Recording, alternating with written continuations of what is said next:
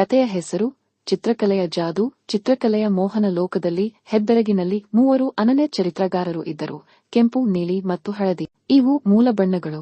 ಇವರು ಯಾವುದರಿಂದಲೂ ಹುಟ್ಟಿದವಲ್ಲ, ಅವರದೇ ನಿಜವಾದ ಅಸ್ತಿತ್ವವಿತ್ತು. ಇವರು ಇತರ ಬಣ್ಣಗಳ ಸೃಷ್ಟಿಕರ್ತರಾಗಿದ್ದಾರೆ. ಈ ಪ್ರತಿಯೊಂದು ಬಣ್ಣದ ಬಳಿ ತಮ್ಮದೇ ಆದ ಹೃದಯದ ಕಹಿ, ಸಿಹಿ, ಸೌಮ್ಯತೆ ಮತ್ತು ಉಲ್ಲಾಸವಿತ್ತು. ಕೆಂಪು ಭಾವೋದ್ವೇಗದ, ನೀಲಿ ಶಾಂತತೆ ಸ್ವರೂಪದಲ್ಲಿ ಮತ್ತು ಹಳದಿ ಸೂರ್ಯನಂತೆ ಬೆಳಕು ಹಾಗೂ ಶ್ರೀಮಂತಿಕೆಯ ಸ್ವರೂಪ ಅರ್ಥ ನಿರೂಪಿಸುವಂತೆ ತಮ್ಮದೇ ಆದ ಗುಣಧರ್ಮಗಳು ಹೊಂದಿದ್ದವರು. ಒಂದು ದಿನ ಈ ಮೂರು ಬಣ್ಣಗಳು ಒಂದು ಮಹಾನ್ ಕಲಾ ಉತ್ಸವಕ್ಕೆ ಆಹ್ವಾನಿತರಾದರು. ಅವರು ತಮ್ಮ ಜೀವನದ ಪ್ರಪಂಚದ ಕನಸುಗಳನ್ನು ಜೀವಂತವಾಗಿಸಲು ಒಂದು ಮಹತ್ವದ ಗುರಿಯನ್ನು ರೂಪಿಸಿಕೊಂಡರು: ನಾವು ಸೇರಿಕೊಂಡು ಹೊಸ, ಅದ್ವಿತೀಯ ಬಣ್ಣಗಳನ್ನು ಸೃಷ್ಟಿಸೋಣ ಎಂದು. ಆ ದಿನದಿಂದಲೇ ಪ್ರತಿ ಬಣ್ಣದೊಳಗಿರುವ ಕೌಶಲ್ಯ ತಮ್ಮ ಜೀವಚೇತನದೊಡನೆ ಒಂದಾಗಿ ಪ್ರತಿಫಲ ನೀಡಲು ಆರಂಭವಾಯಿತು. ಮೊದಲು ಕೆಂಪು ಮತ್ತು ಹಳದಿ ಸೇರಿ ನೃತ್ಯ ಮಾಡಿದಂತೆ ಮಿಶ್ರಣಗೊಂಡವು. ಅವರ ಕಲಾತ್ಮಕ ಸಂಗಮದಿಂದ ಹೊಸ ಬಣ್ಣ ಹುಟ್ಟಿತು. ಅದುವೇ ಕಿತ್ತಳೆ ಬಣ್ಣ ಸೃಷ್ಟಿಯಾಯಿತು. ಈ ಕಿತ್ತಳೆ ಬಣ್ಣ ಸೂರ್ಯೋದಯದ ಮೊದಲ ಕಿರಣಗಳಂತೆ ಉಜ್ವಲವಾಗಿ ಮೆರುಗು ತೋರಿಸುತ್ತಿತ್ತು. ನಂತರ ಹಳದಿ ಮತ್ತು ನೀಲಿ ಬಣ್ಣಗಳು ಪರಸ್ಪರ ಜಾರಿದಂತೆ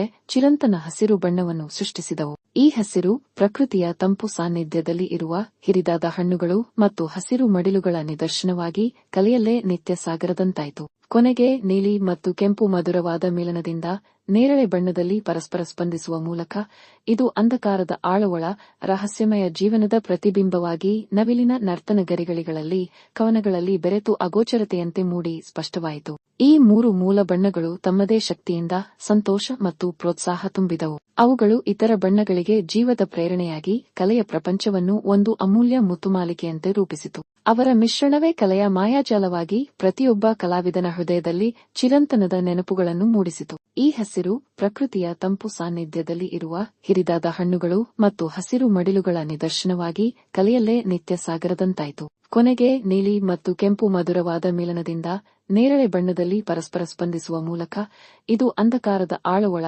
ರಹಸ್ಯಮಯ ಜೀವನದ ಪ್ರತಿಬಿಂಬವಾಗಿ ನವಿಲಿನ ನರ್ತನಗರಿಗಳಲ್ಲಿ ಕವನಗಳಲ್ಲಿ ಬೆರೆತು ಅಗೋಚರತೆಯಂತೆ ಮೂಡಿ ಸ್ಪಷ್ಟವಾಯಿತು. ಈ ಮೂರು ಮೂಲ ಬಣ್ಣಗಳು ತಮ್ಮದೇ ಶಕ್ತಿಯಿಂದ ಸಂತೋಷ ಮತ್ತು ಪ್ರೋತ್ಸಾಹ ತುಂಬಿದವು. ಅವುಗಳು ಇತರ ಬಣ್ಣಗಳಿಗೆ ಜೀವದ ಪ್ರೇರಣೆಯಾಗಿ ಕಲೆಯ ಪ್ರಪಂಚವನ್ನು ಒಂದು ಅಮೂಲ್ಯ ಮುತ್ತುಮಾಲಿಕೆಯಂತೆ ರೂಪಿಸಿತು. ಅವರ ಮಿಶ್ರಣವೇ ಕಲೆಯ ಮಾಯಾಜಾಲವಾಗಿ ಪ್ರತಿಯೊಬ್ಬ ಕಲಾವಿದನ ಹೃದಯದಲ್ಲಿ ಚಿರಂತನದ ನೆನಪುಗಳನ್ನು ಮೂಡಿಸಿತು. ಇಂದಿಗೂ ಹಾಳೆ ಕ್ಯಾನ್ವಾಸ್ ಅದ್ಭುತ ವೇದಿಕೆಯಲ್ಲಿ ಪ್ರತಿಯೊಬ್ಬ ಕಲಾವಿದನ ಕುಂಚಗಳ ನೃತ್ಯದ ಸಂಭ್ರಮದಲ್ಲಿ ಬಣ್ಣಗಳ ಸಂಯೋಗದ ಗೆಜ್ಜೆ ಸಪ್ಪಳದಲ್ಲಿ ಈ ಮೂಲ ಬಣ್ಣಗಳ ಕತೆ ಮತ್ತೆ ಮತ್ತೆ ಪುನರಾವರ್ತಿತವಾಗುತ್ತದೆ. ಯಾವಾಗಲೂ ನೆನಪು ಕನಸುಗಳಾಗಿ, ಆ ಕನಸುಗಳು ನಿಮ್ಮ ಕೈಯಲ್ಲಿ ಇರುವ ಪ್ರತಿಯೊಂದು ಬಣ್ಣಗಳ ಮಿಲನವೋ ಒಂದೇ ಮಹತ್ವದ ಸಂಗಮದಿಂದ ಹುಟ್ಟಿದ ಶಾಶ್ವತ ಚೈತನ್ಯ. ಸೃಜನಶೀಲತೆ ಎಂದರೆ ವಿಭಿನ್ನತ್ವದ ಏಕತೆಯಲ್ಲಿ ಸೌಂದರ್ಯವನ್ನು ಕಂಡುಹಿಡಿಯುವ ಕಲೆಯೇ.